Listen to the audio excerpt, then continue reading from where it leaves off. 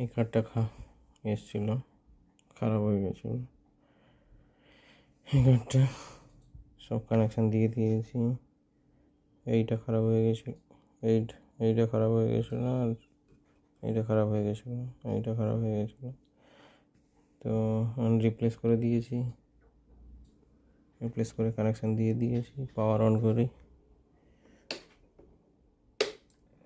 Power on করে দিয়েছি। Display চলে এসছে, অন বাটন দাবিয়ে দিয়েছি, অন হয়ে গেছে। লোড কানেক্ট করা আছে, লোডও অন হয়ে গেছে। কার্ড নর্মাল অপারেশন করছে। এখন ওটা ঠিক হয়ে গেছে। এই কার্ড দুটো রিপ্লেস করতে ঠিক হয়ে গেছে।